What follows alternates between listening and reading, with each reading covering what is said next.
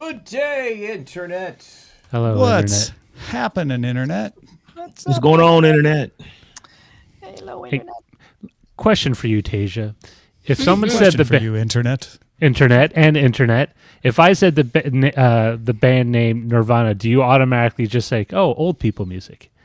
Oh, No, I thought this was gonna be like one of those games where you're like, when I say this, what's the first thing you think of? And I was gonna be like, smells like Teen Spirit. yeah, But right. you Yeah. know, I think of No, like grunge.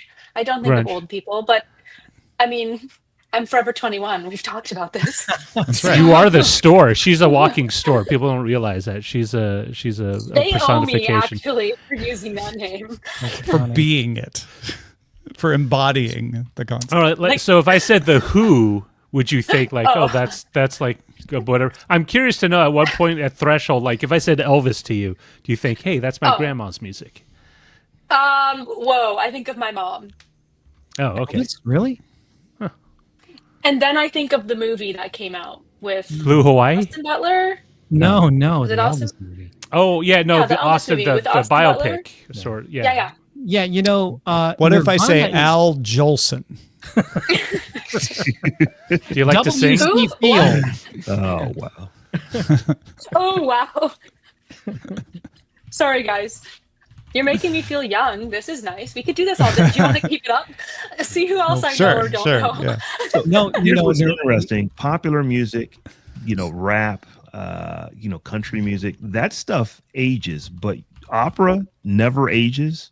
no. And jazz No. never ages. You can talk Jazz about never jazz from the 20s just as effectively as it was made yesterday. Yeah. I was just thinking this around maybe like the late 80s, maybe early 90s. I think that music itself has kind of hit a plateau of like, oh, it doesn't like I could hear a song from the 90s and think, oh, that just came out like last year. But like if I hear a song from the 50s, I know, oh, that's the 50s. Do you know what I'm saying? Like hmm like if I turn on pop rocks on Sirius, I'm like, oh wow, that's, and then they put the little date that the year that came out. I'm thinking there's no way that came out in 1998. It sounds like it came out in 2000. Is that though because at a certain point when you get old enough, like in your 20s, late 20s, 30s, you stop feeling like things are changing as much, No, and I think that might be part of it too, Yeah. where you are like, music from say 1995 or maybe 1990 even. I associate it with certain events, right? Yeah. And as I get older, I'm like, I don't like this. It Music doesn't means feel like nothing that to was that long ago. The older you get, yeah. Yeah. It's funny when in the '90s when the '40s vibe was making like swing music was making a little comeback. I remember talking to my dad about like, oh man, that '40s aesthetic must have been so cool and interesting. And my dad was like, I don't really think of it as that different. Like to him, There was no Yeah. aesthetic. yeah. Well, he was just I like- mean, when Did you we when lose Rob? like, I don't know. Yeah, I saw. I thought. Rob disappeared. hello, Rob. Well, when you think about like Back to the Future, Okay. right? If that were set today, it would be set in the 80s. And it's like, Yeah, like how much different? I mean, it wouldn't have been much different. Yeah. other than the fact of the devices we use, right? You wouldn't have pay phones, Right. or The you would have internet, to use right? pay phones. Yeah. I think the internet. You be would a big- have to hail a cab instead of use an app or whatever, Yeah. I don't and the food know. would be better and cheaper. I don't know if like a time traveler from 1988, if we went back in time, they would be like, oh wow, that you have a phone. Yeah, like I thought these cars would be up in the air flying around. Yes. Well, you know how like we often think of the entire colonial period of the U.S. from like the 18th through the 19th century as sort of just one glob. Like, you interchange, 50, 60 years of history because it all seems the same to you. Yeah. Your boats had sails. And that's like 200 years. Muskets, Yeah. Right. no Yeah. fast food. Actually, they might have had fast food, but would have called it something different. Soup kitchen. That's fast for you. Here's your bun, a piece of bread, and soup. Popular musicians of the 1800s included Tchaikovsky, Chopin, and Verdi, as well as Johann Strauss II, known for his waltzes. Is he related to You the could other still Strauss? listen to that waltz today. Yes. Yeah. Absolutely. In a way, you couldn't listen to it then because there was Yeah. no recorded music. Probably Well, you know sounds- what's Yeah, you're like, and what's interesting Even is better. like all the music back then was covered, right? Because it wasn't always the same orchestra that originally, the composer used to write it, played it. You just write the sheet music and everyone else would play it. Yeah. Kind of weird, wouldn't it? Yeah, it's interesting if you've ever seen the movie Amadeus. Yes. It's Rock interesting me Amadeus. that Mozart, like he was composing music and writing it down, and there's that scene where Salieri couldn't believe that This he little just wrote punk it. ass kid and was he was cranking like, out. how do you do this? How do Well, you just write it? And his music was considered very edgy at the time, Correct. Yeah. which I we love don't that. consider because we just like all classical music. Yeah, Baroque, all whatever. classical music sounds the same. Yeah. Right. You got your violins, you got your winds, you got your brass, Yeah. maybe a harpsichord if you wanted to spend. And I wish splurge. I knew more about classical music as to why it was considered. the height of entertainment. Well, no, not even that. Oh. Just why was it Len, so? can you? I'm sorry to interrupt, but can you look out your window and make sure Columbus still exists? 'Cause we don't know what happened to Rob, Yeah. Rob just disappeared. Columbus. and he hasn't responded to a text or Discord. Maybe he message. lost his internet, possibly. Yeah, but he should Although- respond to text still. But there Yeah. wasn't a bright flash or anything. No. Uh-uh. Okay. No, I don't know. Maybe it's the world's thing happening, and Yeah, maybe a Ice Cube will swing by. Get into the car, Lynn. I could not. Did you watch that? I could not get past like 10 minutes. I'm like, Oh, like how he couldn't get out of the building because he was locked in by a there. glass door. Oh, Come on, there he is. And we're back. Yay! We were a little worried there. We asked Len to 1 look out the minute. window and make sure he could still see Columbus. Yeah, I actually was about to boot up the hotspot. Oh yeah, No sooner than I'm logging into it. Internet's back. internet came back. So it was internet, not power. Okay. No, it was actually the internet went out. Okay. internet. Just in time. Just yeah, That's a perfect just-in-time delivery of the internet. So repeat the last 3 minutes and 11 seconds for me. Catch me up. All right, so classical World. music. Yeah. Actually, Billy Joel had a #1 classical album. For the It's longest on the time. charts for 16 weeks. Full classical music. Really? Yep. Wow. He had a #1 classical album for the longest time. I get it, Roger. That was good. Roger made that joke. I'm just Yes, I made surfacing. that, but it's fine. It's fine. I don't need credit. Can you wanted hear to it on make sure it didn't get Spotify? missed. Let the cosmic scoreboard show that I came up with it. I did it first. All right. All right, 2 Have seconds. a good show, everybody.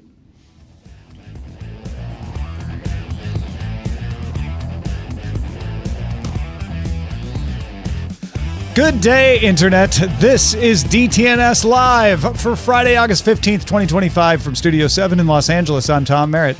From Columbus, Ohio, I'm Robb Dunewood. Drawing the top tech stories from Cleveland, Ohio, I'm Len Peralta.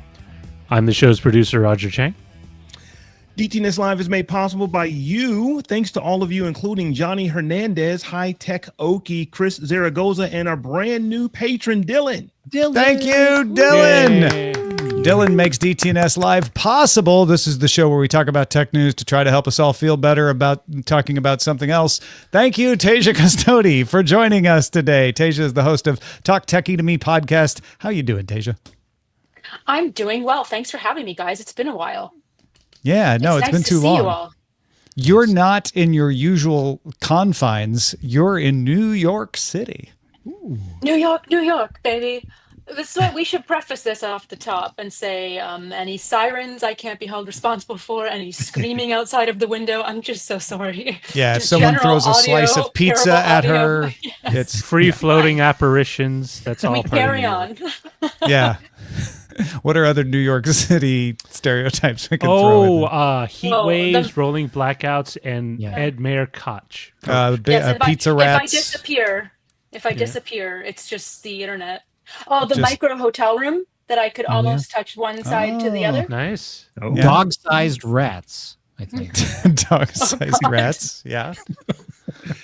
That's Rat-sized They dogs. vote. They actually got the vote. They do, yeah. New York mayoral race. But you're there for the Made by Google event next week, so that's fun, right? I am. I'm very, very excited. And though Google seems to have leaked everything already, I'm under embargo. So I guess you'll have to wait till next week. So Really sucks when you're like, I'm sorry, I can't read this page of the internet because I am under embargo. It's weird to get scooped by the person or the entity you're covering. I think so. I think they just want to beat the leaks. Yeah. Beat the leak. Yeah, there you go. Beat the Leaks. I remember that show. Yeah, that was a good show. Trademarking it. Well, folks, if you are watching live, first off, you're awesome, but you can also name this episode. If you head over to dtns.showbot.tv, you can submit titles and vote on them. You can send as many as you want. You can vote as often as you like. We'll check back in on them at the end of the show. But before we do, let's kick it off with a few stories that caught our eye. OpenAI CEO Sam Altman had an on-the-record dinner with a bunch of tech journalists on Thursday, so you can read all about it from every major tech reporter. The interesting bits might be that he admitted they should not have got rid of the older models of ChatGPT when they launched 5. He says he thinks AI investing is, quote, insane and, quote, irrational, and he worries that smaller companies will prioritize engagement over usefulness in their chat products. I find a kindred soul in Mr. Altman. Do you think he admitted? Did he admit it because it clearly is a hot mess? Oh, he didn't even Or- mince words. He was like, "Oh yeah, we did a really bad job. We learned a lot, and we won't do that again." Turns out you shouldn't do that. Like he wasn't trying to spin it. He was actually pretty apologetic. I find that pretty refreshing too. There's one thing that I find incredibly annoying is when you're spinning an obvious, mistake or disaster, and it's like, yeah, just say it and then move on. Like, you're belaboring the point. Yeah. Take ownership. Google is testimizing. Google is testing customizable calling cards in the beta Android contacts and phone apps, letting users set photos and name styles for how contacts appear during calls. Unlike Apple's version, which lets people set their own display info, Google is only letting you see, set up for you to see this yourself. So if somebody calls you, you can determine what they look like. It's a pretty cool feature. I've been using it on Samsung forever. And it's the one thing, I wouldn't say the one thing, but it's one of the things that when I do run up against someone who has a Pixel, they say, "Oh, that's kind of cool. How did you make it do that?" It's just built into One UI. So it looks like Google's kept catching up to Samsung in this space here. Yeah. And then I don't have to show anyone what image comes up when they call me either. So it could be whatever I want it to be. Yeah. WhatsApp is adding new professional tools, including scheduled group calls with participant invites, attendee tracking, calendar links, and notifications. New features like raise hand option and emoji reactions get WhatsApp on par with services from Zoom and Google Meet. Makes sense. Yeah. Because in places that are not here, WhatsApp is the telecommunications tool that is used everywhere except for here. So it makes sense that they're adding these features because they do want to play with the services like Zoom and Google Meet. So I'm surprised it actually took them this long to give folks this ability. Yeah, it's them trying to get into competition more with Zooms of the world, I think. The Zooms of the world. All right, those are the top 3 stories that caught our eye today. Now, if your EV battery is dead, you can't get power out of it, right? But apparently, you could get something out of it that's worth a little something called lithium. Rob, what's that about? Yeah, lithium is a big deal here. Dead EV batteries contain quite a bit of usable lithium, and a report of the global lithium market argues that we should be doing a lot more to recover it. There's a study from Edith Cowan University published in the Journal of Environmental Management, and it highlights that discarded lithium batteries in landfills still retain almost 80% of the original capacity, making them highly usable. So recycling these batteries offers clear environmental advantages, producing 61% less carbon, 83% less energy, 79% less water than mining. And beyond lithium, recycling also allows you to retrieve other rare minerals and rare earth metals like nickel and cobalt. So the short end of the story here is that recycling spent batteries for lithium is significantly less expensive than mining it, and recycling also is more environmental friendly on both ends. Mining is terrible, and then also burying these things in landfills is also terrible. So if we can eliminate both of those at least as much as we can, it's a good thing for everyone. You know, it's one of those things where I was looking into this. One reason why recycling wasn't taking off is because, unlike, say, a lead acid battery that you find in your internal combustion automobile, they come in standard sizes, so you can build a production a layout that will take that into account. You can have like steps to do that. Thing with EV batteries, there are different combinations, different sizes. There's different shapes that you have to take account, and so you literally have to just sort of ad hoc deconstruct each battery to get the components.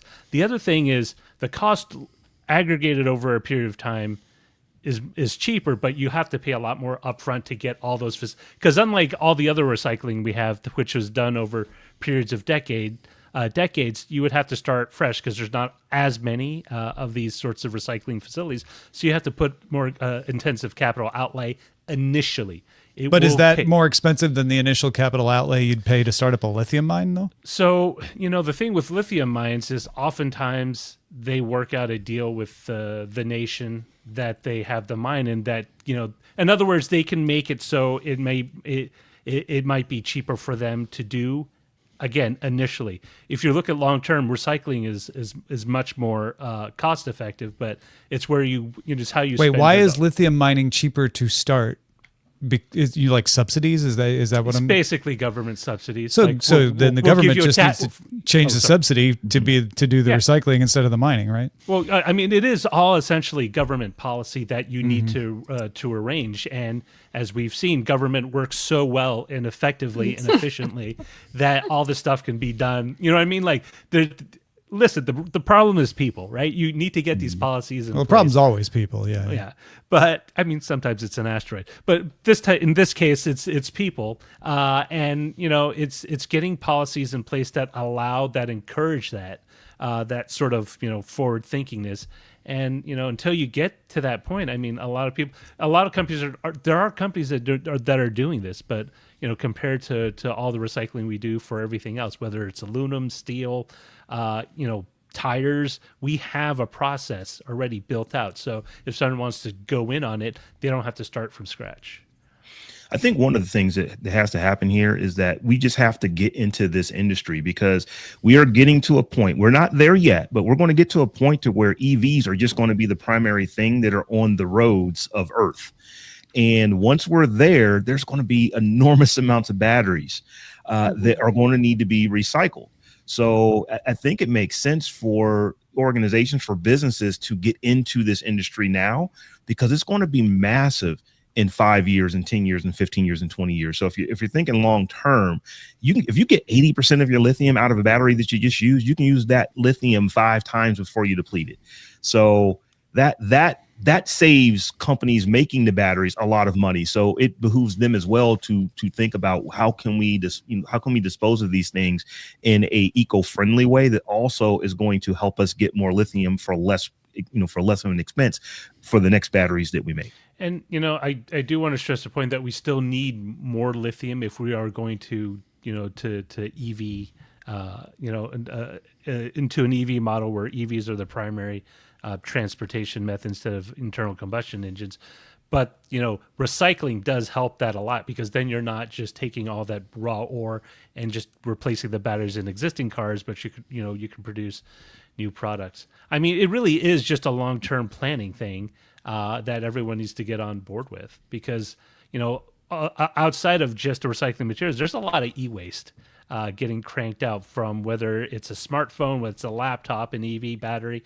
All these things are going somewhere, and oftentimes people think out of sight, out of mind. It's not my problem, but it is someone's problem. You look around, oftentimes it's emerging economies that, you know, bear the brunt of a lot of this stuff because they make money off it. But the people that live around some of these pits, where, you know, the local population tries to eke out a living by, you know, melting some of this stuff so they can get access to like the gold and copper and the wiring and stuff. I mean, it's pretty harsh.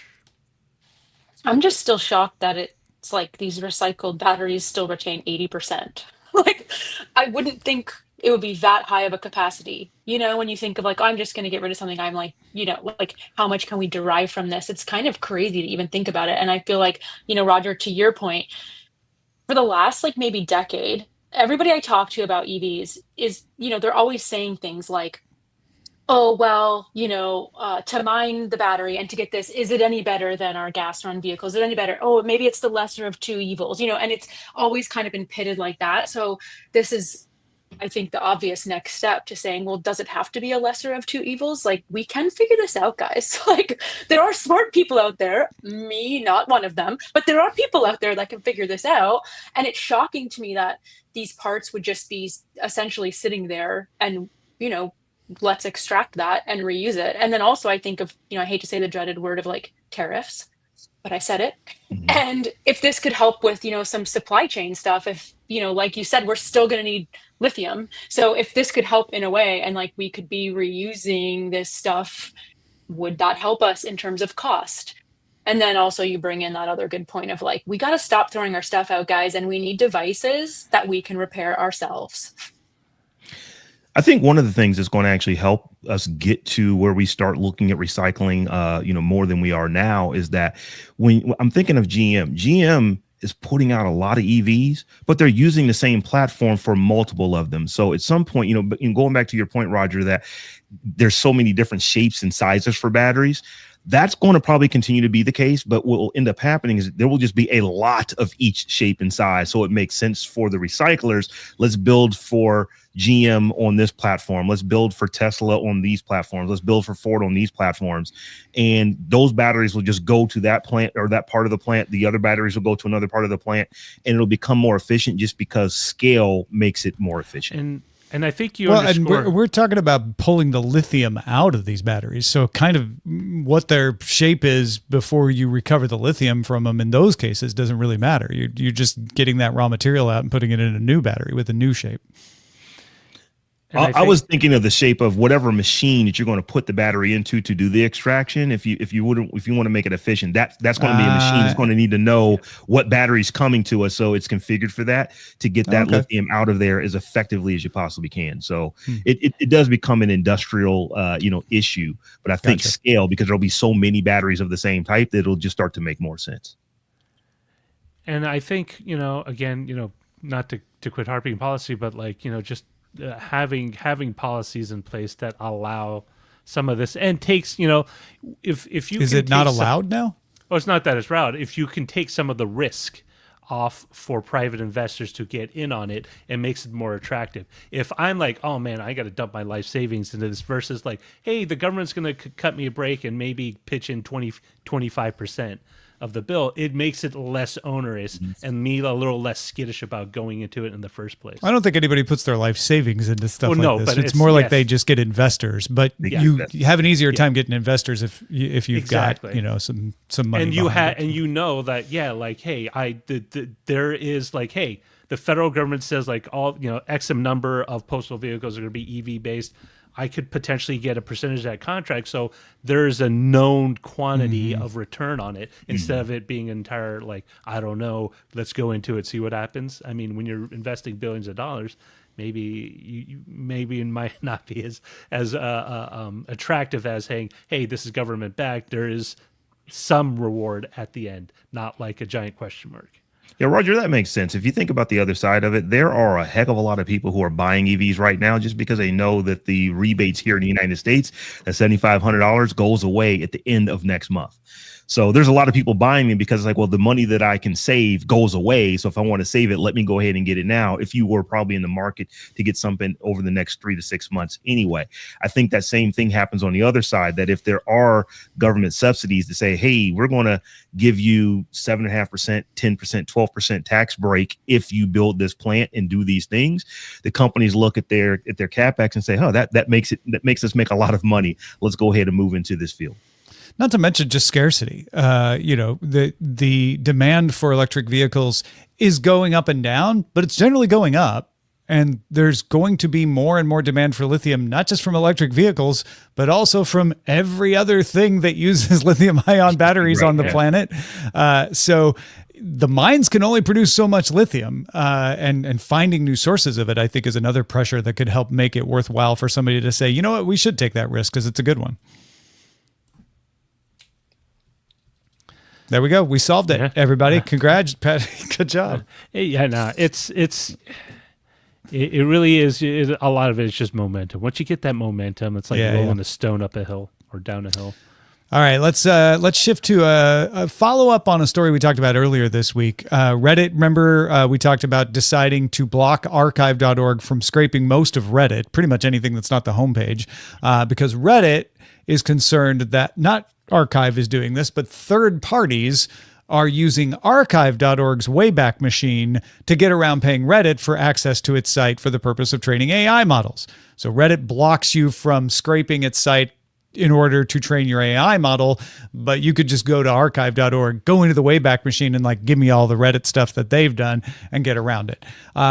We also talked about during that discussion the importance of archive.org as a resource, like the fact that, well, if it's missing Reddit, it's missing a big chunk of the history of the internet, and archive.org is a library. So I thought today it'd be fun to demonstrate what is there in case anybody hasn't gone and played around with this. So what should we search for let's start with the Wayback Machine. Actually, you know what? No, let's start with the Internet Archive proper. I think a lot of people think of the Wayback Machine, but there is so much more beyond that. There are other materials besides just websites. There's also videos and books and things like that. Yeah. Anybody got a good search term? Could be yourself. I went through the dealership Laserdisc archive where you can watch all the training videos and for like cars from the 80s. Sorry, is that a suggestion for me to search for that? Or you could just search for lasers. A lot of people put laser discs up there. Laserdisc, yeah. All right, here we go. Look at this. You've got pictures of laser discs. You've got videos of laser discs that have been, digitized and put up so you can see what was on them.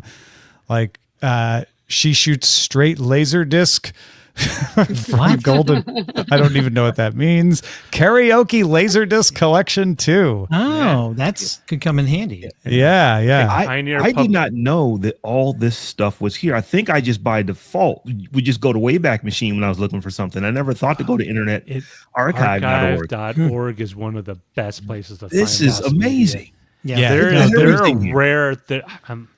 You're going to have to search for yourself, but there are some rare content that is really hard to find that's available in archive. Let's look up Robb Dunewood. 39th Annual Kilowatt Trivia Thanksgiving Extravaganza, DTNS from 2022. It's mostly podcasts for you, and mostly DTNS, honestly. But I wonder, search me. Let's see what happens. Well, search me. Okay, I will. Here we go. Len Peralta. I'm always curious. NSFW episode 95. Forecast episode 93. Oh my gosh, forecast. Tech News Today. So this is just audio. Bunch of DTNSs. I'm not filtering it. It's just that most of what it finds when it searches for you is audio. You could filter on the left by audio or video or text. Yeah. Let's filter by text. See how many texts there are. Oh, look at that. There's 4 that mention they're by Len Peralta, the Spider-Man, the other sketchbook. Are you in that? No, I have no idea what that is. Uh-oh. I don't know. Oh, what that is either. exterminate sample. How did that end up on archive.org? Wow. Yeah, Mikey Newman. Oh, wow. Yeah. Tasia, you want to see what it has on you? Uh-oh. I mean, do we?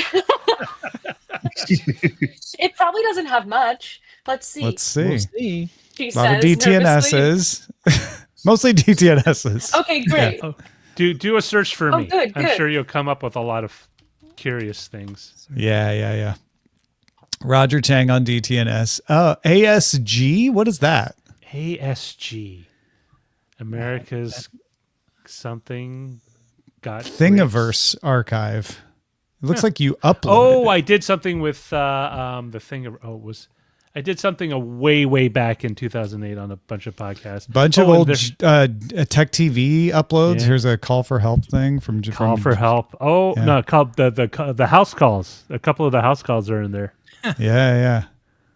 That's very interesting that when you searched me, none of my art came up. So it was just Yeah. essentially audio of Wow, there's a DTNS. lot of me in there, isn't there? Oh, Yeah, there's like some how with is it Tom. pulling everything? That was 'Cause searching Len, I was thinking metadata. the same thing because it's like, well, there's a lot of videos out there. That was searching metadata. So if somebody uploaded Yeah. stuff and didn't include the metadata, it wouldn't show up. Let's search the text content for Len. The National Union Catalog pre-1956. Now I see This is my basically any book that had the words Len Peralta in it. what Silly rhymes for belligerent Silly children. rhymes for belligerent children. That is Yeah. actually Oh, yeah. me. But this is other Len Peraltas besides you, I think, are showing up. Oh, because it's showing Peralta on its own, too, not just with Okay. Len. Yeah, What if we put quotes around it? Yeah, Let's see if that... this could. You should do the same for all. Yeah, Silly Rhymes comes up top. Okay, there we go. Oh, there's Munchkin. stuff. This is- Yeah. Yeah, that narrowed it down more to just you. What inked? What is that? Yeah. With artist Len Peralta from 2010. I don't. Okay, sure. I guess maybe. Oh, there's Mer Lafferty. Merlafferty, yeah. Oh, You there's. just didn't want to admit you were inked. I'm sure I did something at some point. Oh, there's Jonathan Mayberry's book that I did some art for. Yeah. Okay. This What did is you cool. find And for then there's- yourself, Tom? Yeah, search for Time yourself, capsule. Tom. Let's see. I'll go back to metadata and let me do Tom Merritt. Tom Merritt. I'm going to spell my own name right. All right, here we go. Rev 3, best Wow. of. Tom Merritt talks about virtualization with Patrick Norton. There's Twit. There's some Twit stuff. Yeah, there's definitely Twit, and there's a little bit of Tech TV, something Look at there. there's Oh, a right there on the young- bottom, isn't that Tech TV with the A blue young shirt? Tom Merritt. Oh, yeah, this is the how to make a website. Yeah, I remember that episode. Wow. Tom Merritt helps you find your processor speed. Oh, look at that. That's Oh, wow. lovely. East meets West. Ah, yeah, we have. Oh, I guess We need to kinda do one of fell those. off that There's train. another forecast. There it is. Cranky Geeks. Ah, we need to Oh, get wow. Dvorak back on if he's not upset. Oh my gosh, all these Tech History Today episodes are on here. It's crazy. Look at all this. So essentially, what you're, it's interesting because this is all pretty relevant to you, but like for my searches, I don't know if those, like, if archive.org, if that's even correct, right? You know what I mean? Like, Archive.org is just trying to collect information and then make it available. Like there's nothing about comprehensiveness or accuracy. They're trying to be as comprehensive as possible, but they want to make this stuff be there for you. What's something you'd want to know about or want to find, or like, I wonder if they have this rare, something. Yeah, I mean, like Oh, any yeah. material, you can find like Yeah. old Tasia? car Yeah. brochures. You can find I like was JCPenney just gonna say, catalogs. what about like old magazines? You know, Yes. like if you Oh, were like, yeah. nostalgic for an old magazine that you wanted to see, and like, But, what's the Oh, name but of they're it? very Like- careful making sure they don't post copyrighted stuff. So that- Okay. give me an example of one of the old magazines. Tasia? Oh, I think of like Le Canadien, which was the Montreal Canadiens magazine I used to get. What was it again? It's a very random example. Okay, so LES, Lay, Uh-huh. and then Canadien, so Canadians, but with an E, not an A. Like Yeah. that? Nope. No, one N. Nope. Yeah. Like that? S. Put an S at the end. Oh, is it like that? Yeah. Let's Oh. see. There Let's are search- a couple little covers there. Like Oh, there are? Oh, look, there it is. Yeah, we didn't even have to There's go to one the text down- chat. there's another one too. Like Look down at that. below it. Dawn Weeks. Wow. Guys, this was like my childhood / teenagehood was like Yeah. a subscription to La Canadian magazine. I still have some copies. Champions. Yes. Did you write See? That's letters what I to mean. it? I wrote letters to the Montreal Canadiens a lot. Yes, Is I there did. one you Thank recognize of these? The champions I recognize. I kept like my Saku Koivu ones, and yeah, so it's just kind of fun to go back down this because like obviously didn't keep them all, so that would be cool. Let's That's see if we kinda narrow cool. it to hockey. Yeah, Yeah. there we go. Now you're That's really talking. cool. Oh, You nice. Hey, look up, guys, look at that. Look up famous monsters of Ooh. Filmland. That's Famous monsters of yeah, Filmland? that's Forrest Ackerman. Uh-huh. It's such a great magazine. Oh, wow, nice. Wow. I used to borrow those from the library Oh, because these are one of them had a Godzilla on the front, and I was a big Godzilla fan as a kid. Oh, Yeah. look! There's a lot of them. Look at that. Oh, all the Lon Chaney stuff. And that's not even the Wayback Machine. Okay. Like we're just going through That's stuff that cool. Archive collects. That's Uh, so but- cool. So is it but- actual? But there's that- Tripod from 1996, if you remember the old website host. Wow. And this is my website on archive.org from 1999, it looks like. Oh wow! Yeah. Oh wow. It's crazy. That's The earliest thing I was able to find was a tripod site from 2002. Your Tripod site or just Yeah, it a? was No, it was mine. It was robd3.tripod.com was the What earliest kind thing of, I think I was able to find. What kind of information did you put on that? I can't even remember. You can just put a URL in the Wayback Machine and it will look for it in the Wayback Machine as if it's surfing the web and then show it to Wow. you. Let's see what we get here. Oh, it gave me. Okay. four. Well, let me go back. And Maybe just picked you'll the wrong notice one. that the different dots in the Wayback Machine on the calendar dates will have different colors, and you typically Is want this the blue it? ones. Design 1, Design 2, Design 3. Hey, dude, we're talking about 23 years ago. I can't remember what I was doing. I probably was just playing with something. I did find that it had a domain name called NetBase Biz that I still own the domain name to today. Now it's not pointing to anything, but that I think I set that up in maybe 2004. Remarkable was Whoa. set up in 2004. It's definitely got Remarkable in there. Yeah. In fact, that's another thing you can do on the Wayback Machine is just you can search for a person or a name or something. I mistyped. There we go. And then it'll show you like, oh, there's Bloggerpreneur, there's Remarkable, Tech my. Forefront. Is that related to you? That is the domain name from way back in the day. Yeah. Yeah. Let's go see because Robb was the premier BlackBerry blog in the day. Yeah. Oh, nice. So let's go back to the earliest Remarkable. There you go. Look at that WordPress template. Nice. That was looking good. Research in motion. Sprint Nextel merger set for Q3. I can't see what year was that. That's 2005. Wow, So- that's 20. So there's actually Remarkable stuff that was remarkable.blogspot.com as well that goes back. Ah, even yeah. that. Yeah. That's good stuff. Anyway, yeah. Anything else we want to do on the Wayback Freaking Machine me or out. archive.org before we? So funny. You A lot could of go- my old sites are not there anymore because they're just. At one point, I had just had them all redirect to lenperalta.com. So, Yeah, there's- unfortunately, some really fun things. Here's Jawbone Radio. Oh, there it is. And it is still up. Yeah, the blog spot is still up. Well, they actually just take the old stuff and put it on their own servers. Sure. So even if it's not around anymore, they'll have a copy of it that they keep. There you go. October 27th. One more day to get your submissions in for the big Jawbone Radio Pez MP3 player giveaway. I remember that. I actually have it right behind me. It's so funny.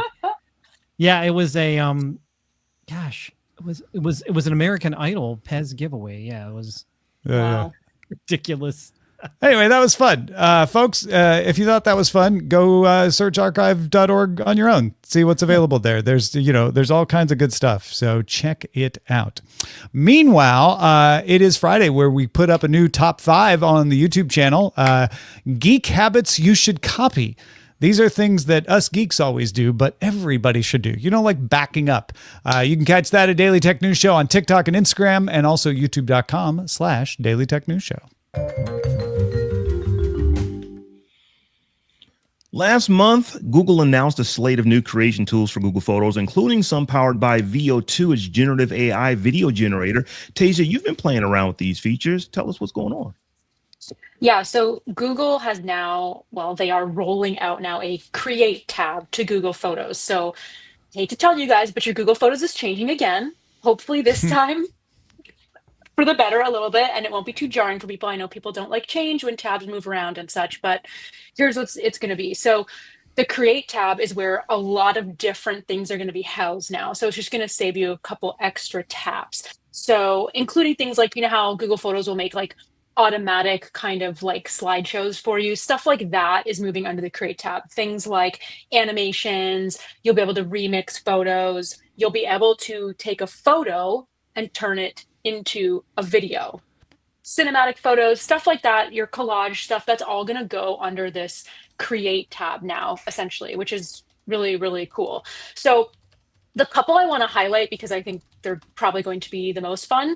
One of them is that remix one. So picture, you have your still photo, and then it's going to transform that photo into different styles for you. So it could be like an anime style, as an example. So if you wanted to make a little cartoon of yourself or you and your kid or you and your best friend on that trip, you can swipe through to pick through different styles, which are super fun. If anyone's using like Gemini or anything like that, it's probably, I would assume, is going to feel very similar in terms of like how you can pick a style there when you're generating a photo or video. It should happen in a matter of seconds for you.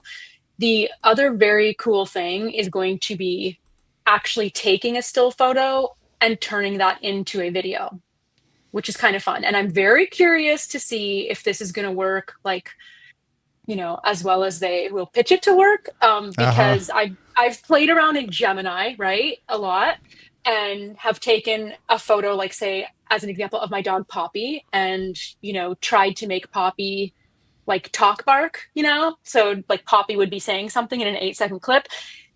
It really, really struggles. It animates the video fine, but it can't seem to get like her audio. So I think they're probably using a lot of this same kind of tech, but they're rolling it into Google Photos. So I don't want to confuse people here. Like, I'm not talking audio in the Google Photos right now, but you will be able to take that still image and turn it into a video. So there's different ways you can do this. Like, you have an option, but on the rollout, they're going to give you like 2. So there's going to be subtle movements, or you could say, I'm feeling lucky, which, from like some of our Google searches, the whole I'm feeling lucky. And then you just pick one.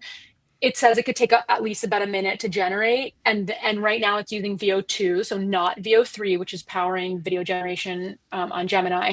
But it's supposed to be able to generate like a dynamic 6-second video from that still photo, which I do think, if this is going to work as they say, might be mind-blowing. So yeah, like picture you're on vacation, you're taking pictures of stuff, like I'm in New York, I was like walking along the Hudson, I took a whole bunch of pictures like the tourist I am, and I just thought, well, that would be really cool, like if I had this feature to be able to, under my Create tab, have it, just say I'm feeling lucky and just see what it comes up with to make a little animation out of that picture.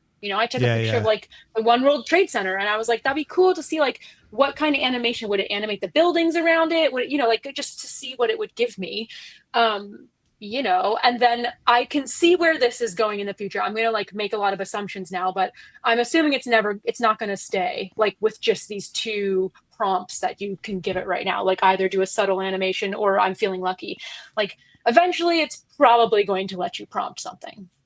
That's my Yeah. guess, because they like to move everything, like they have all the tech. Why not put it all in? But you know how Google Yeah. is. They like to give you little bits first, make sure it's working, and then they'll give you a little bit more. Then they'll Yeah, give and you a little bit eventually more. you'll get VO3, which will make it work better. But Yes. they got to figure out the way to bring the cost down on running VO3, I think. Exactly. And how to do that with in-app on mobile, a little bit of a different set than Gemini. But I'm pretty excited for these updates, and I'll give you an update as soon as I have them and I see them working. But I don't know, like, do you guys think these are like, would this be like, oh, if you didn't use Google Photos, it's easy for me to say because my whole everything is in Life. Google Photos. Like, oh yeah. Like, and if I'm ever like, when was that thing, or when was this? Like, Ask Photos now is just so helpful. So if you aren't a Google Photos user, is this something where you'd be like, oh, I'm in now because now I can do these cool other things, or do you care? It's funny, when I first read about these, I thought they were kind of gimmicky. It's like, yeah, whatever, the next thing, like filters. But once you look at especially the video stuff, I was thinking whatever. It's just like a cheap ploy to get people to use their video generator so they can say people are using it. But like, it's kind of cool. It really is. It really, and it's just one of those things that seems, like, oh, I'll try it, and then you try it with a few more things, and you just kind of keep going down. It's weird because I live my life in Google because I use Gmail, and it's really easy for me to share photos and then also search for things, right? Because for me, Google Photos has replaced note taking. Like, oh, what was the license plate of that car that almost hit me? Take a photo, right? Oh, who is that person? Like, I'll take a photo of the name tag, the police officer I spoke to this morning. I'll take a photo of their name, badge number and all that. It's really hard, and I don't put any meta tags, but I can search in Google Photos, and 8 out of 10 times it pulls up like the appropriate, if not the exact one, it gives me like 12 or 20 within that. So I'm not searching through 1,000+ photos, but only like a dozen or so. And I think, my kid, this is the thing, my kids would go like over the moon with this stuff because it's something fun that they see, like, oh, I take a picture of myself and now I can do all these fun things with it. Yeah. For them, for the sure. novelty is what keeps them quiet, which makes me happy. And for, and for me, it's like if I send them something like that of daddy and it keeps them quiet and, doesn't like, cause my wife to pull out the rest of her hair. Yeah, it's great. It's one of those nice things. I think there will be a point where people get sick of them, though, in the same way that people got sick of filters on Instagram, where it's like, I get it. You're like somewhere cool that I'm not, and you put a filter on it because you think you're special. So here's a question. Do people really get sick of filters, or do they just get to where they're no longer novel to them and they just don't use them as much, but they're still there? I mean, that's the thing, though, right? Like, after the novelty wears off, there will be a plateau where people use them a little more sparingly and for specific purposes, right? If you want to emphasize something. What are those purposes? That's where I'm getting to, because okay. This all seems like it just follows the normal product cycle. Everybody goes, ooh, cool demo. Ooh, let's try it out. And then they get tired of it. So what does it end up landing on? Like, what are the things where you're like, ooh, that is more than just, I wonder what it'll look like. That's useful. That's so entertaining. I do it all the time. I will say, like, hey, I run my own blog or whatever, and I need an image of myself, but I don't just want to stick a photo up there. I want it to be something eye-catching. I want it to be something unique. Sure, so, like, and making art for your blog. That's a good one. Yeah, I mean, it's like, but it's personal because it's still you. Right? It's not just until everyone realizes, oh, that's just one of those animated things. He didn't put a whole lot of effort into it, right? Which sometimes happens. Yeah. But I mean, like remember when fonts, like of available fonts, like typeface fonts were available to a wide number of Windows users. Suddenly you saw resumes and anything that was printed out in 20 different fonts because people got font Papyrus. Yeah. And it was just like, yeah, I get it. You found the font feature in Microsoft Word or whatever, and people toned it down. But as Rob was saying, people became more selective. I'm going to use this font for the header. And that's where my question was. Like, what do we end up with that's like, that is useful and it's the thing? And I'm not saying I have the answer because I don't, but like, that is useful. That is the thing I couldn't do before. And it is the Times New Roman of creating photos. I mean, well, I definitely. I immediately. Sorry. Go ahead. No, go ahead. I immediately thought of content creation because if, when people are like, whether you're a content creator, quote unquote, or not, and you want to put a reel together or you want to make a quick video, maybe you don't want your face on it or you do, it doesn't really matter, but you're like, oh, I only took a freaking picture of this thing and I want to make a reel and the rest of the stuff I have is video. Like I don't, and do it in a very simple way. Or you're like, I'm not a videographer, I can't make a video of this, or I can't make this thing look cool and just have a bit of a different look to it. And it's like, cool, use it to make a story on Instagram, use it to make a reel, use it to make a TikTok. Like, Yeah. so in terms of that, I think we're probably going to see safeguards for the first bit. Like, I don't know if it's going to work on people right away, right out of the gate. Like a lot of their stuff and their image and, video generation stuff, they had some issues with, so they like to go a little bit slower on that. But like, I just immediately thought of content creating because I was like, oh, it's so much quicker to take a photo and you're not worried about shot, like as much of shot composition or whatever with taking a video or going, oh, I should have cropped this out or should, and then if it can just add a bit of movement, it just gives that little bit extra. And especially for those scene setting things like we were seeing with the rolling fields one that Joe was showing earlier, where it doesn't really matter if it's accurate. You're just like, this is what it kind of looks like, right? Totally. And those kinds of things, you don't have to sit there. You don't have to launch a drone. You can just do a still photo. That makes a lot of sense. We were just looking at Wayback Machine stuff at websites that existed before camera phones existed. And I remember when they first came out, I was like, well, why would I ever need a camera in my phone? Why would I ever need that? That was right there. Today, That's so wrong. We cannot even comprehend not having a camera in our phone. Our phones are more cameras sometimes than they are phones. I think this technology is basically going to do the same thing. It's like, there'll be a time when we just can't even imagine, like, how did you live before you were able to just take a picture and turn it into a feature-length film? I mean, think about like if you're a restaurant and you want to put an online menu of your food that isn't just a description. You want to like, hey, this is what my lasagna looks like. And oftentimes most food photography sucks, which is why you pay a lot of money for professional food photographers. But if you have something that can help spice it up, pun intended, you can make it look more attractive to potentials. Like, yeah, that's something I would eat. All right, folks, it is Friday, and if you're new to the show, our tradition on Friday is to finish with a game of wits and intellect to take us into the weekend, and Roger will usually prepare it for us. What do you got for us to have fun with this Friday, Roger? So we're all familiar with tech companies making tech things, right? Whether it's a web service, whether it's a doodad that you pay lots of money for and impress your spouse with. I thought it'd be fun to kind of explore all the non-tech things that you might not know about that tech companies still or either have or still produce. So this quiz will test your knowledge about the surprising non-technology products that major tech companies produce or have produced. So without further ado, question 1. What non-automotive product does Tesla manufacture that isn't an EV, that isn't a car? And here's a hint to give everyone a chance. It's a beverage. Oh, I know this one. You do? I definitely know this one.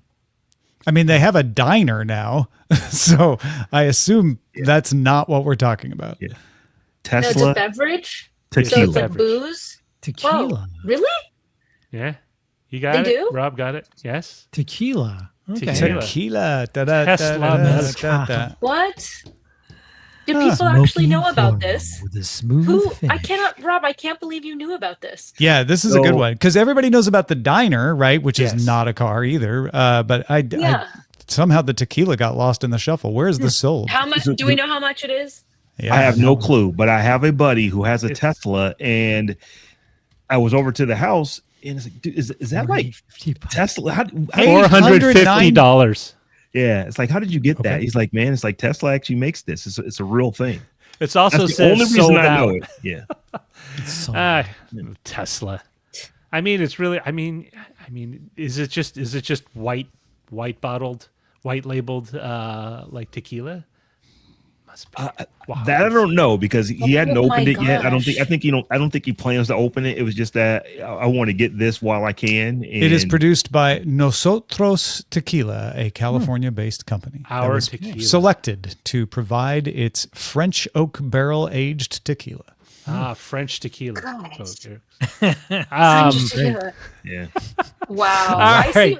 right. I see prices from $869 up to $3,400. Yeah, that's Are what I y'all was are seeing y'all too. out there reselling this tequila? I bet Yeah. they are. Yeah. I bet wonder if they they are, take. Okay, maybe I wonder if anyone takes a sip and then they just lower the price a little bit each time. And they get down to the bottom of the bottle. We don't have wonder if it's any 750 good, yeah. milliliters anymore. All right. Question dos. In the mid 80s, Apple designed and sold these to complement the original Macintosh computer, calling it their largest peripheral for the computer, the device. A coat. All right. Like a cozy. The Macintosh cozy. That's really good. Any other ideas from The only thing comes to mind is the Newton. the Newton? Oh, that was 90s though. That was the 90s, but close. These Len. are non-technical things though. Yes. So you Like said the it's cozy. I was something- thinking like the cover that you put over top of the Mac. Yeah, that's Oh, kind of where I yes, was going that's a to. good one. Yeah. A coat. All right. Yeah. Tasia. Or something that it sits on, like a stand or something. Oh, yeah, perhaps. I don't know. You said it complements it, Yes. So is that what you're going with? Something it sits on? like a stand, like a computer stand. I mean, they were big, I so I mean- don't know. I mean, Tasia, I might give. Okay, I'm going to give you a half point because you're really close. It is something that Oh. the Mac sits on. Would you believe it was in fact a desk? Oh, nice. Oh. I would. It was, Oh. Mac desk. the Mac Okay, table. I'll take that half Wow. point. It does sit on it. The Yeah. Mac Yeah. table. It is I was technically a picturing. stand for your It is computer. technically. It Wow. was it Oh. was designed specifically to like the dimensions were for the like I'm sure you could find a way to use other computers on it, but it was measured specifically for the Macintosh computer. Mac Had a table. little place for the printer, your Mac, any kind of desk stuff on the lower Yeah. left. Computer Had that tables were Scandinavian design. like custom computer tables were a big deal for decades. I don't think Yeah. people You could find people those just on- think of them as desks now because everybody has a computer. But It was computer desks were a very unique thing. They had to have a way for the cord to get to the keyboard from the back, and so the back back tray was open in the back, and then you would need a place to put your floppies, so they would have like a little alcove or something for your floppy containers. Wow. If you've I ever don't used a think any of flop, these I could see exist anymore. Tasia is a little bemused, like you no. can use floppies. Okay, I used floppies. Are you All kidding right. me? Roger Guys, keeps trying to what a pretend like dream. Tasia was born in 2005. I mean, you're forever 21 in my eyes, Tasia. Forever 21. Right? Like, thank you so much. Like, when I'm feeling really old and decrepit, I'm gonna call you and be like, "Can Call you talk to me Roger, about floppies again?" Listen, I'm at a half century mark. I mean, very few people are older than me. So Tasia, Except you for- just graduated high school. You probably don't know what a hot You flop don't know about the save icon. It used to be a physical device. You guys had internet in 2005? Crazy. Nuts. is. Wow. Yeah, we called it a dial-up modem. All right, question 3. Razer, a peripheral company, we all know them. They make gaming mice and keyboards and other doodads. Once releases, sells a non-tech product also enjoyed by gamers. Extra point if you can guess the name of it. Well, Razor's had a bunch of these, so but you're talking about one that actually got to be for sale because they always show off something off at Yeah, CES. no, this is that's- this is something they're selling. that It's a actually you could buy. non-technical All right, device, right? Yeah. I'm gonna say Non-technical. I'm gonna Was it say the chair? no. That's I'm what gonna I was say it's a gonna say. scooter. Scooter. Yeah, Scooter, I'm with huh? Tom. I'm going with the chair because the chairs were and still are pretty popular. And there was So you also mean like the air Razor filter. scooter? There was the air filter too, Yeah. but I can't remember if they actually sold that or not. Maybe Air it's filter. RAZR. That's what I'm thinking, not the RAZER. That could be. Oh, you're thinking, yeah, the one that you see on like what's that skateboarding magazine? That I Yeah, use? There was a Razor company that made Yeah, like yeah, Yeah, scooters, it's like- not that. like- It's not that. yeah, kick scooters. Tasia, I'm gonna say a hat. a hat. Ooh, That's cool. They're actually sitting, they're They have sitting all in kind their of hats chair. and t-shirts and clothing. they're it's like- it's close to where this product is used, but that I mean, you might need to double check and find out if Razor never sold a hat because that might be right. Headphone. I mean that could feel. But this Swag. particular product that's currently being sold is indeed a beverage, and it is called What? Respawn. What do you? Okay. That's not close to a head or where you wear a No, hat. where do you put Put it- where do you put the beverage? Where do you put a beverage Drink on into your your head? head. In your mouth? So it's close to your. Okay. Razor You know does how sell you- a snapback cap I'm just saying. Yeah, they have all kind of T-shirts and Yeah, hoodies. they got clothing. Wow. They got hoodies. Yeah. Respawn beverage. All right. Interesting.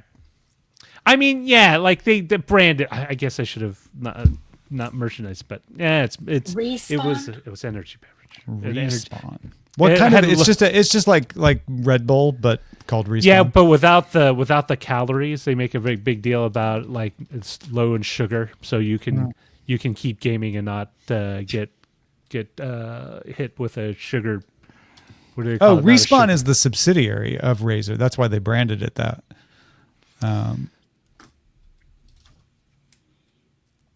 Cool. Question 4. For a brief period of time in the late 1970s, Intel made these fashion accessories. In fact, an example of one such of these products can be seen in the movie Blade Runner, right? Worn by Decker. Oh, Worn by Decker. worn by Decker. A raincoat. I was going to say Yeah. a jacket with excessive shoulder padding. A fedora. I was going to say originally I was going to sunglasses, say an umbrella, but A huge gun. They Close. wore. It was actually I know it's still a piece of tech, but it's a watch from this Swiss maker.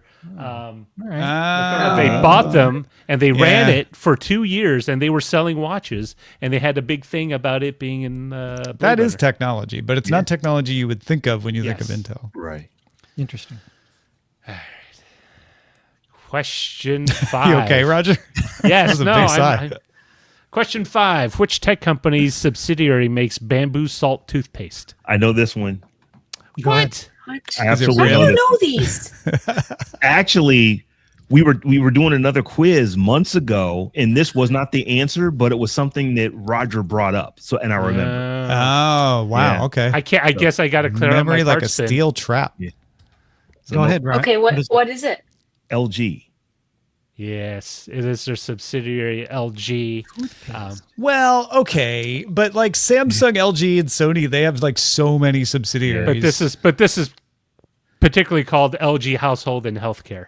That's So- that's Yeah, shampoo and exactly. Conditioner. Not They make all kinds of stuff, don't they? Besides the toothpaste.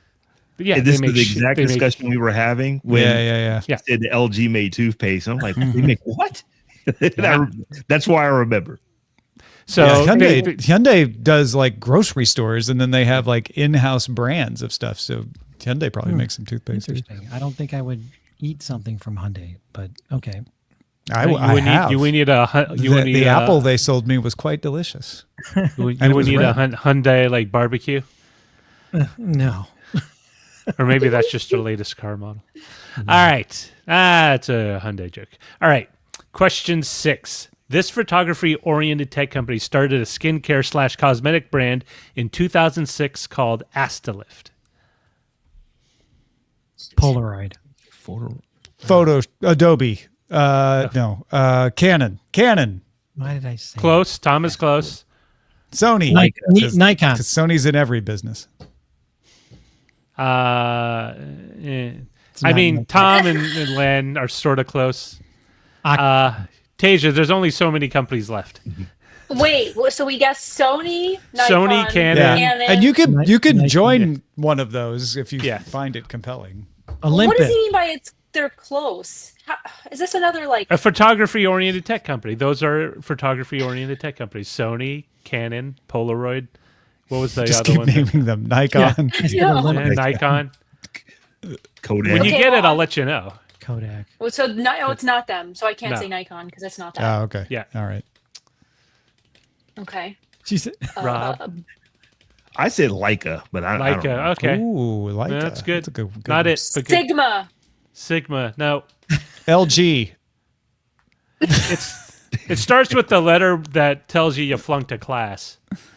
Fuji. Yes, Fuji. Fujifilm.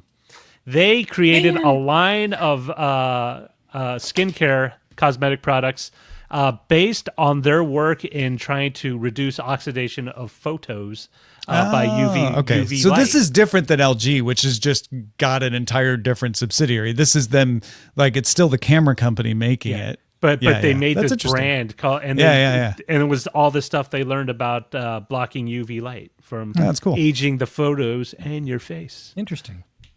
All right, question siete. In 1963, Texas-based Tandy Corporation bought out a struggling Boston electronics company that you might know as Radio Shack.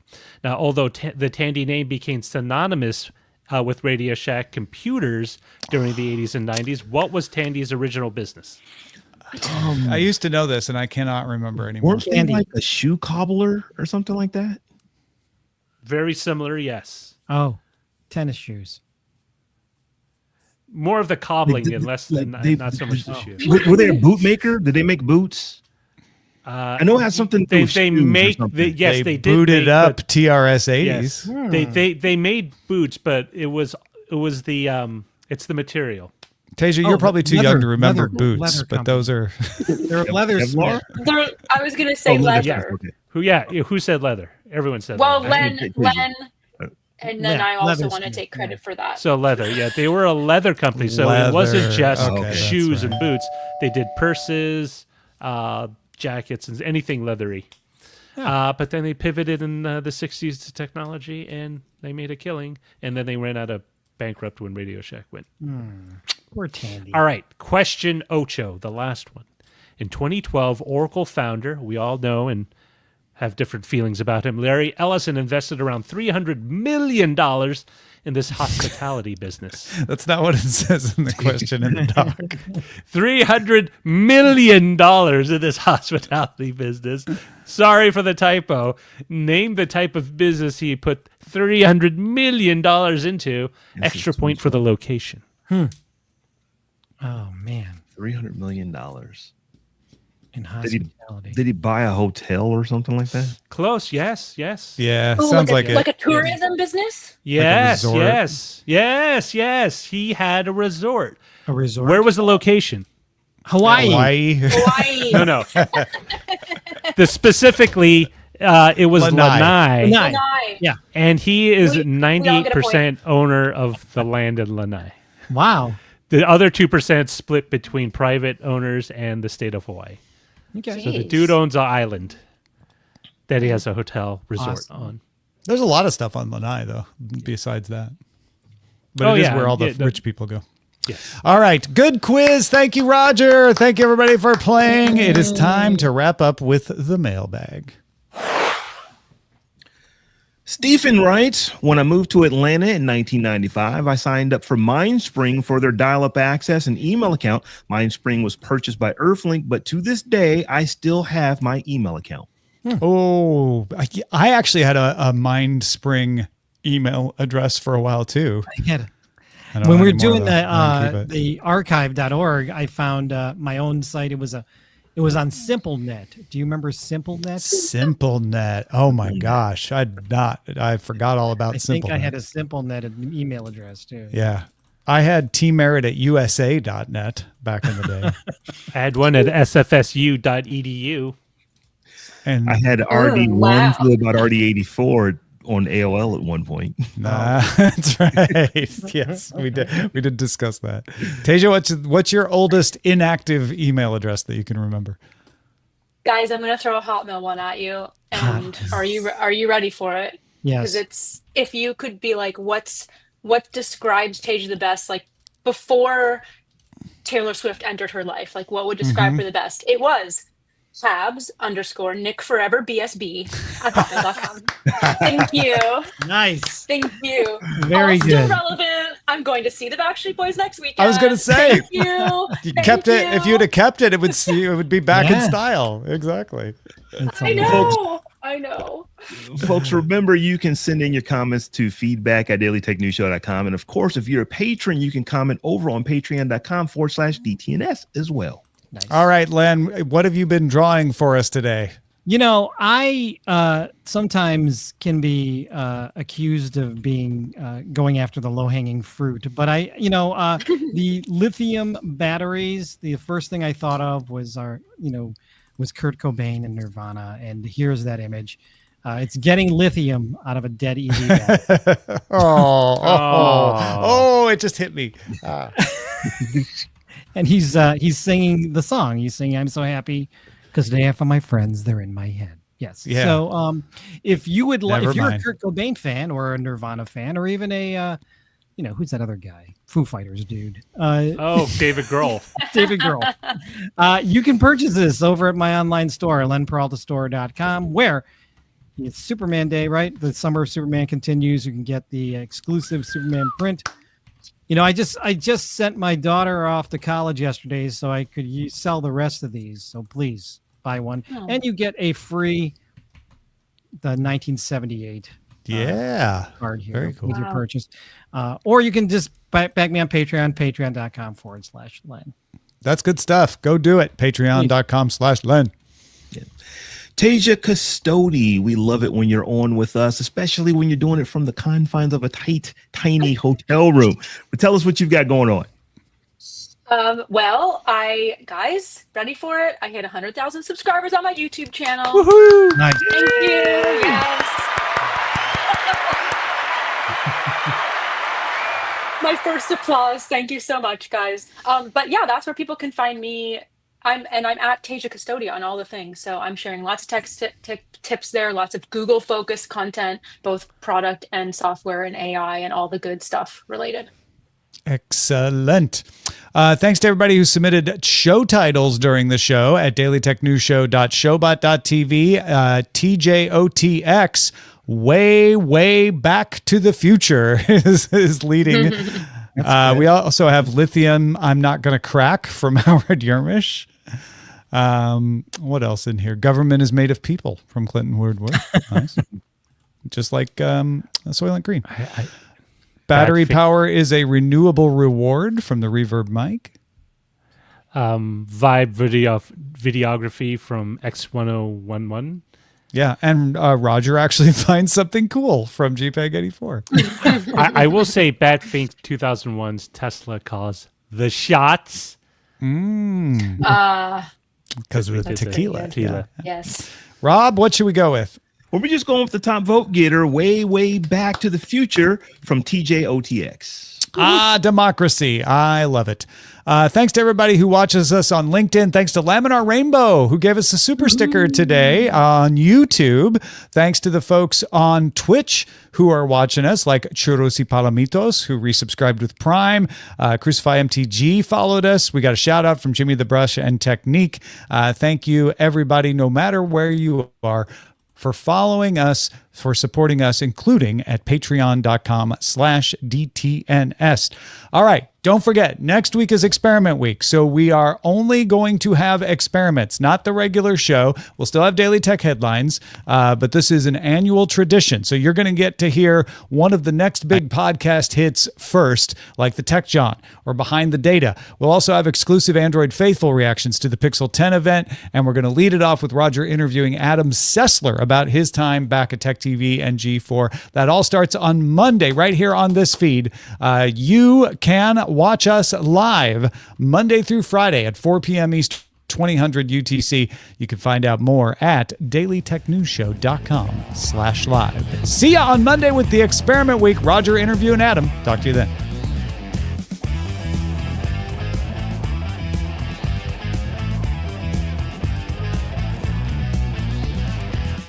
This week's episodes of Daily Tech News Show Live were created by the following people. Producer and host Sarah Lane, host Tom Merritt, host Robb Dunewood, producer Roger Chang, video producer Joe Kuntz, producer at large Anthony Lemos, social media producer and moderator Zoe Dutterding. Our mods, Beatmaster, W. Scottis1, BioCow, Captain Kipper, Steve Guadarrama, Paul Reese, Matthew J. Stevens, aka Gadget Virtuoso, and J.D. Galloway. Mod and video hosting by Dan Christensen. Music provided by Martin Bell and Dan Luters. Art by Len Peralta. Acast ad support from Tatiana Matias. Patreon support from Bobby Wagner. Contributors for this week's shows included Scott Johnson and Chris Christensen. Our guest this week was Tasia Custode. And thanks to all our patrons who make the show possible. This show is part of the Frog Pants Network. Get more at frogpants.com. Diamond Club hopes you have enjoyed this program.